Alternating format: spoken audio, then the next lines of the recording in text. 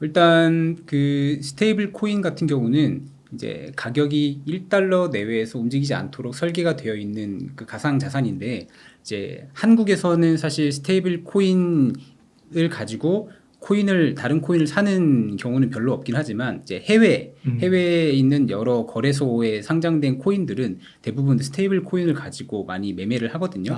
그래서 한국 투자자들 중에서도 이제 국내 거래소에 상장되어 있지 않은 그런 코인을 해외에서 살 때는 보통 이제 원화로 어떤 리플이나 트론 같은 코인을 산 다음에 그걸 해외로 전송해서 거기서 스테이블 코인을 바꾼 다음에 다시 사는 그렇죠. 그런 방식으로 많이들 매매를 하십니다. 그럴 때 이제 필요한 게 또 스테이블 코인이다라고 할 수가 되게 있겠습니다. 약간 이 디지털 생태계에서의 네. 달러 같은. 예, 그렇습니다. 그런 건데 이제 디지털화 시킨 거군요. 예, 그렇죠. 달러를 토큰화했다라고 보시면 됩니다. 네. 그 최근에 그 비트코인 상승세가 굉장히 뜨거웠어요. 네.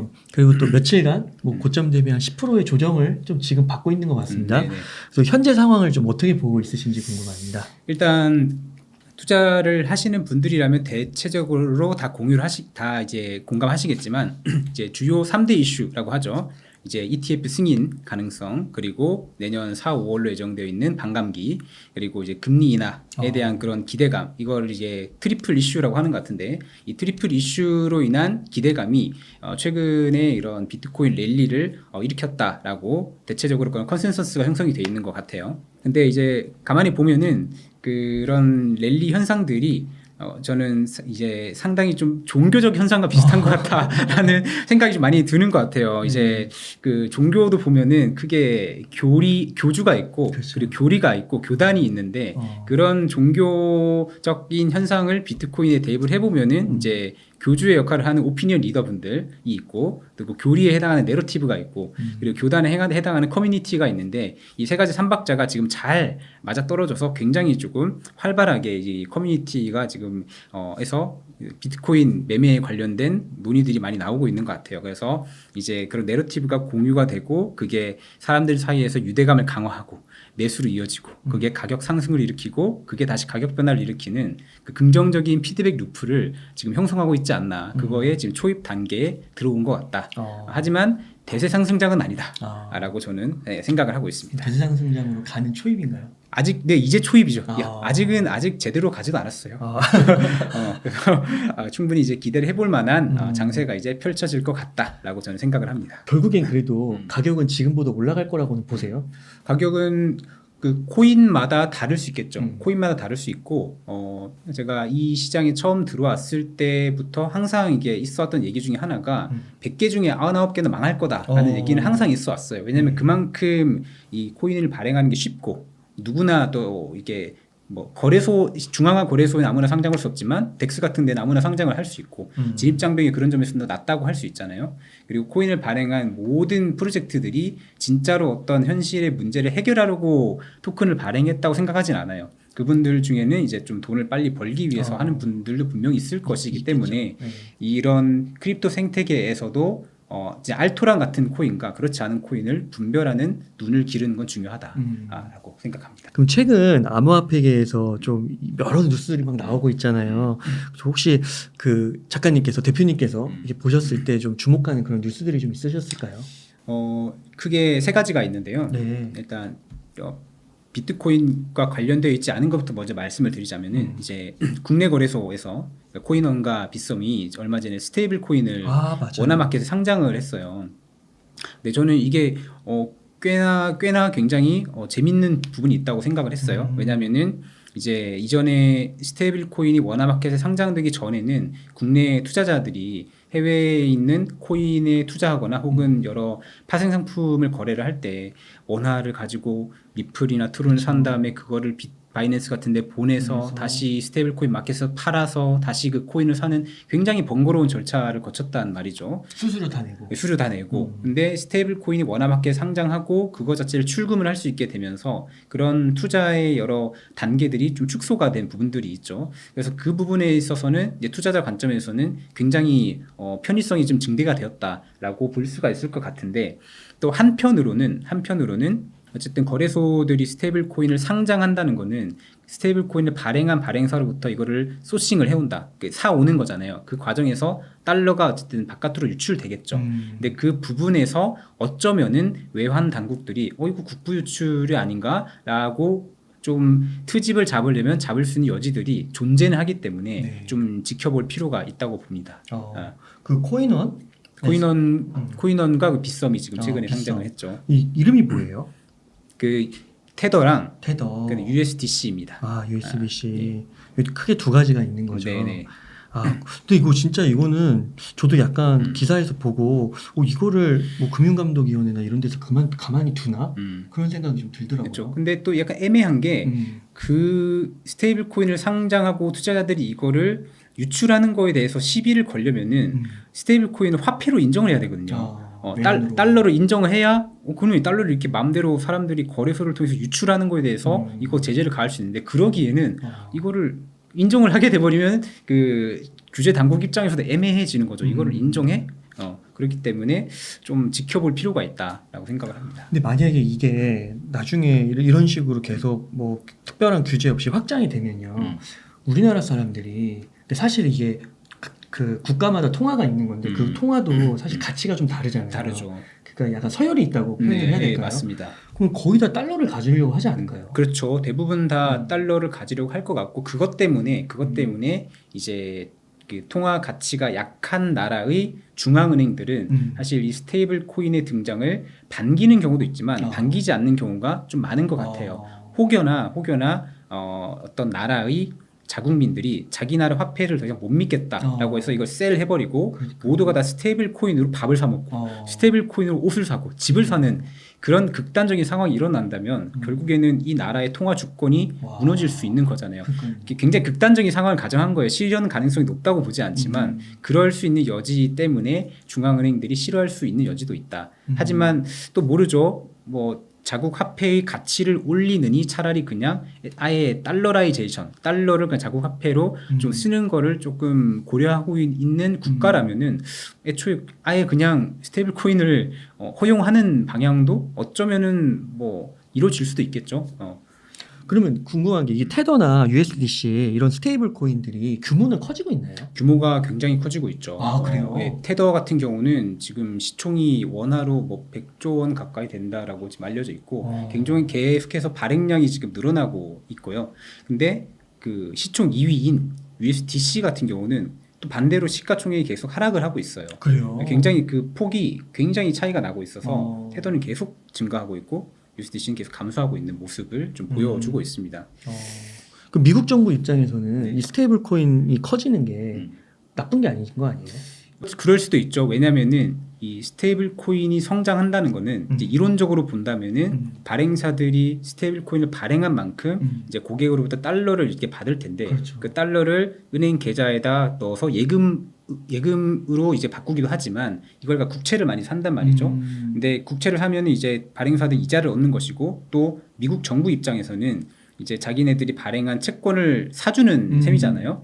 물론 아직까지는 발행사들이 매입해준 국채 물량이 전체 미국 국채 물량의 아주 소수에 불과하지만 어쨌든 미국 정부 입장에서는 자기네들이 발행한 채권을 조금이라도 이렇게 그렇죠. 소화해주는 존재이기 때문에 막 그렇게 적대시할 필요가 아직은 없어 보이긴 해요. 그래서 아직 다른 나라와 달리 미국에서 스테이블 코인을 두고 막 악의 축이다 나쁘다라고 이렇게 규정짓는 그런 움직임은 딱히 보이지 않는 것 같다. 오히려 그 가능성을 좀 열어두고 있는 것 같고 얼마 전에 그 연준 파월 의장도 스테이블 코인을 우리는 결제용 스테이블 코인을 우리 화폐의 한 종류로 보고 있다라고 발언도 했을 정도거든요. 그런 점에서 어느 정도 무조건 탄압을 하기보다는 이걸 어떻게 잘 활용할 수 있을지에 대해서 좀 고민을 하고 있는 게 아닐까라고 저는 개인적으로는 생각을 하고 있습니다. 그 시총이 100조 원이라고 하면은 확실히 커지고 있는 거니까요. 네, 커지고 있고 결국에는 가상자산 시장이 성장함에 따라서 스테이블 코인도 크립토 생태계의 기축 통화니까 적어도 코인 매매용으로 많이 쓰이고 있으니까 성장에 따라서 스테이블코인 시총도 늘어날 수 있을 거라고 우리가 기대해 볼 수 있겠죠. 그러니까 이게 뭐 수수료 부분은 있겠지만 아무튼 고객들이 뭐 예를 들어 1억을 맡기면 네. 1억만큼의 달러를 갖고 있고 그만큼의 이제 네. 테더를 발행해 줘야 되는 건데 네, 발행해 줘야 되는 건데 거기에 대해서 감사를 안 받는 거군요. 감사를 자기네들이 나름대로 한다곤 해요. 한다고는 BDO라고 하는 이제 그 세계 5위에 해당하는 회계 감사 법인이 있어요. 그래요? 거기를 통해서 감사를 불충분하게나마 받아서 분기별로 보고서를 내긴 하는데 그 부분도 좀 미심쩍은 부분이 있다라는 그러겠네. 얘기를 많이 하고 있죠. 아 그렇구나. 네. 또 그런 게 있는 거군요. 네. 그리고 또 좀 극단적인 상황을 가정해 보면은 이런 것도 가능하겠죠. 이제 어쨌든 테더사가 이제 미국 국채 물량을 많이 이제 간접적인 어떤 투자은행 등을 통해 가지고 자산운용사를 통해 가지고 운용을 하고 있는데 만약에 미국이 테더가 마음에 안 들어서 제재를 하려면은 이 테더의 국채 포트폴리오를 관리하고 있는 얘네를 딱 제재해서 너희 테더한테 환매해 주지 마라고 해버리면은 만약에 테더를 들고 있는 고객이 나 이거 환매해 주세요라고 테더를 입금했는데 얘네가 환매를 안 해주면은 테더도 돈을 못 돌려주게 되는 그렇죠. 거잖아요. 그렇게 되면은 이게 바로 디패깅 이슈로 벌어지는 거죠. 내 돈을 못 돌려받는다고 그거 바로 셀 해버리는 그런 일이 벌어지려면 벌어질 수 있지만 아직까지는 그런 징후들이 뚜렷해 보이진 않는다. 하지만 좀 위험한 부분이 없지 않아 있긴 하다라고 볼 수 있겠죠. 최근에 본 기사 중에 눈에 많이 들어왔던 기사 중에 하나가 그 최근에 블룸버그에서 기사가 하나 나온 게 있는데 그 블룸버그에서 원화로 비트코인을 거래하는 양이 세계 최고를 찍었다라는 기사가 얼마 전에 나왔어요. 맞아요. 굉장히 그래서 그 기사를 저도 이제 읽어봤는데 어떻게 보면은 그냥 그렇구나. 야 역시 한국인들은 투기의 민족이구나 하고 넘어갈 수도 있는데 저는 그 기사가 굉장히 묵직하게 개인적으로 다가오더라고요. 왜 한국인들은 이렇게 비트코인을 많이 거래를 할까? 무엇이 한국인들로 하여금 이렇게까지 코인 거래에 열중을 하게 만드는 것일까에 대해서 생각을 좀 해봤거든요. 생각을 해보니까 사실 이거는 이제 최근에 한국은행에서 이렇게 나온 보고서가 하나가 있는데 저출산 관련된 보고서가 하나 나왔는데 그 보고서의 내용이 딱 떠오르더라고요. 그 보고서의 내용을 보니까 굉장히 국내의 그 경쟁 압력이 굉장히 심해지고 있고 그리고 특히 청년층이 느끼는 경쟁 압력이 되게 심해지고 있고 그로 인해서 어떤 주거 불안이나 어떤 이제 결혼을 할 수 없을지도 모른다는 그런 어떤 불안감 또 그리고 결혼하더라도 아이를 낳기 힘들다는 그 여러 가지 어떤 상황들 이런 것들로 인해서 이게 경제가 점점 조금 전망이 어두워지고 있고 또 고령화도 심해지고 있고 그런 부분들이 점점 한국의 경제를 좀 어둡게 만드는 부분들이 있는 것 같아요. 있어요. 네, 네 많이 그러고 있죠. 네.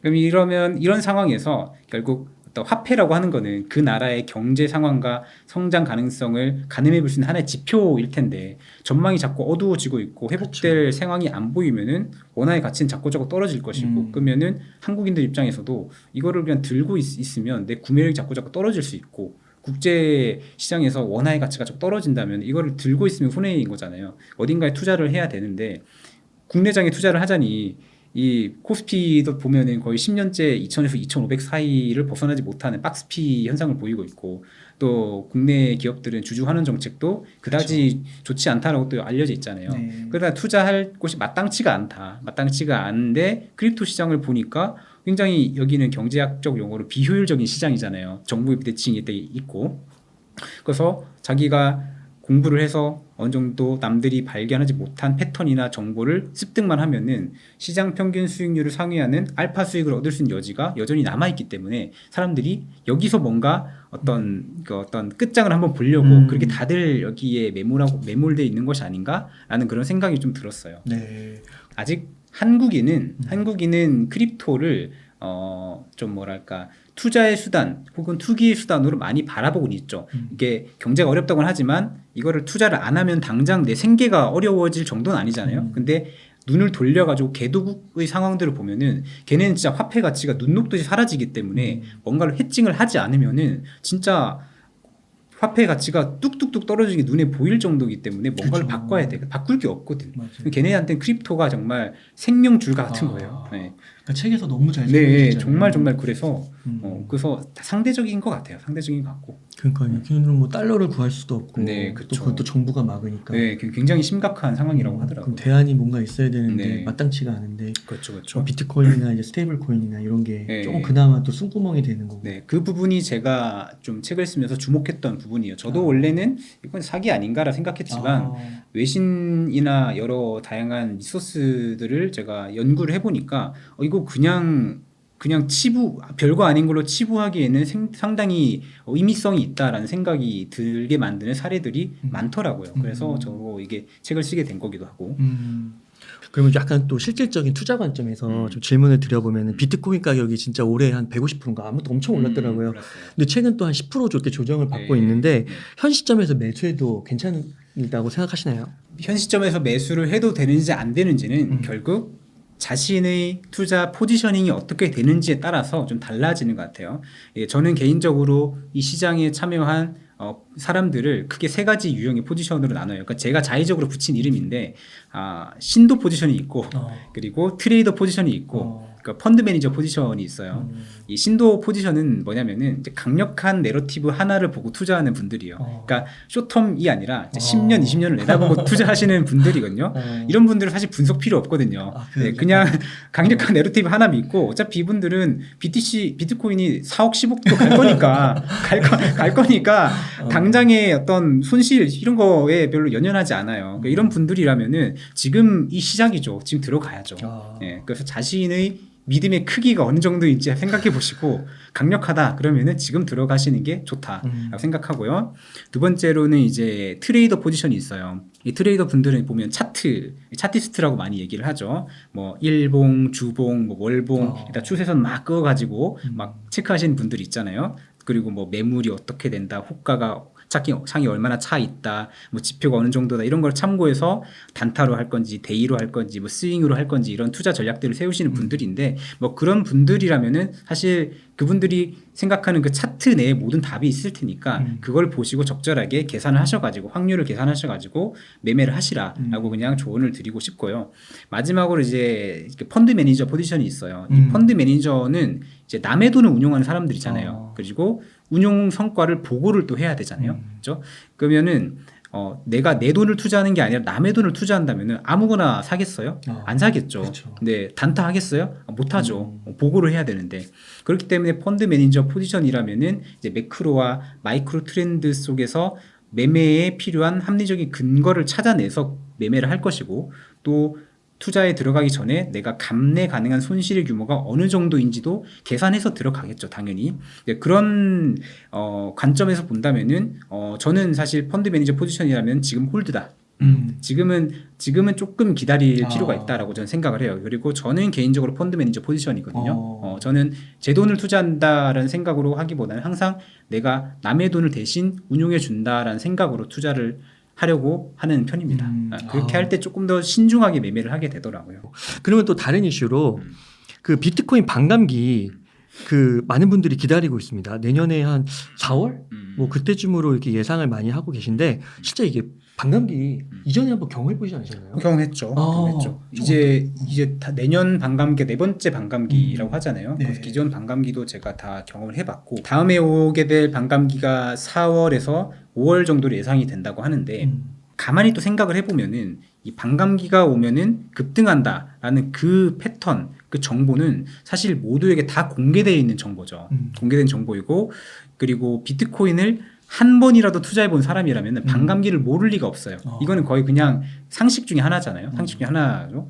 그러면은 이 반감기가 오면은 급등한다라는 그 정보는 사실 수익이란 관점에서는 이 소위 말하는 알파 수익을 얻기에는 조금 부족한 정보다. 왜 누구나 다 알고 있는 정보니까 이걸 가지고는 수익을 내기 힘들 것 같다. 왜 그러냐면은 반감기가 도래하면 급등한다라는 패턴을 모두가 다 알고 있는 상황에서라면은 누군가는 이렇게 생각할 거예요. 그러면 내가 지금 비트를 사놨다가 반감기가 지난 5월, 6월쯤에다 팔아야겠다라고 누군가 생각을 할 것이고 그런 것들이 하방 압력을 분명히 주겠죠. 그렇죠. 그런 하방 압력을 많이 줄 것이고 이게 비트코인은 한국인만 거래하는 게 아니라 전 세계인이 거래하는 거잖아요. 그만큼 하방 압력이 되게 세게 작용할 수 있을 거라고 저는 생각을 해요. 이제 그 반감기 따른 급등 패턴을 나타내주는 그 레인보우 차트라는 게 있거든요. 그 구글에서 레인보우 차트 헬빙, 레인보우 차트 반감기라고 검색하면 바로 상단에 뜨는데 그 무지개 색깔로 이렇게 표시를 해놨어요.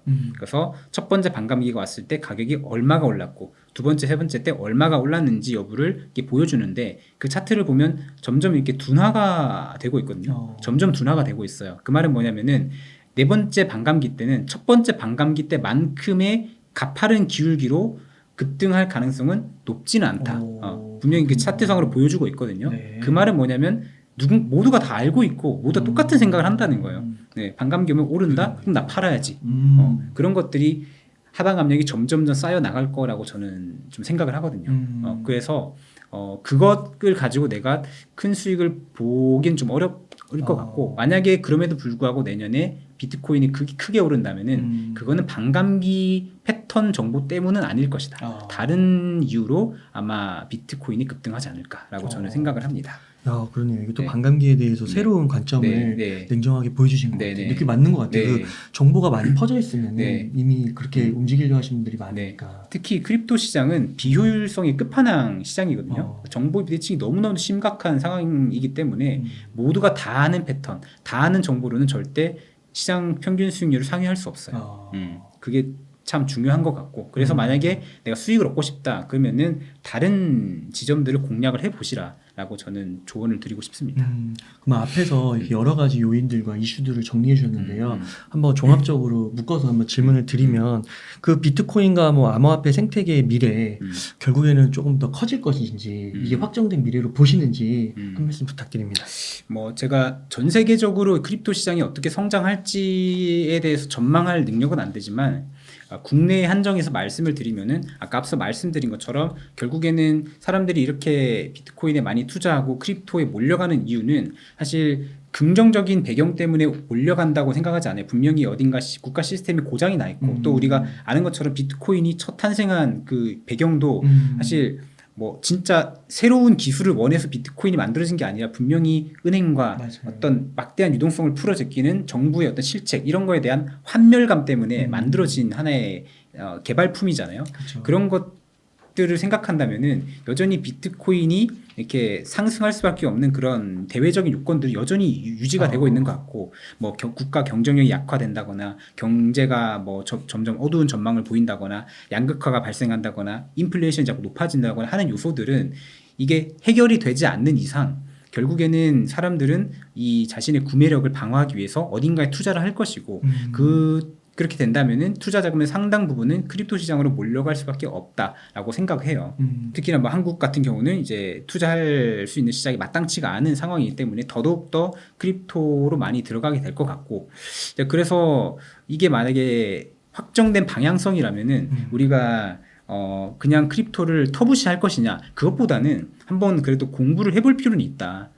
물론 사실 좀 더 이상적으로 본다면은 이 사람들이 크립토를 사지 않으면 안 되는 그런 상황이 발생하지 않기 위해서 우리가 무엇을 어떻게 해야 되냐를 논의하는 게 맞지만 사실 정황을 보면은 지금 오랜 시간에 걸쳐서 축적되어 있는 그런 시스템의 고장들이 쉽게 해결될 것 같아 보이진 않아요.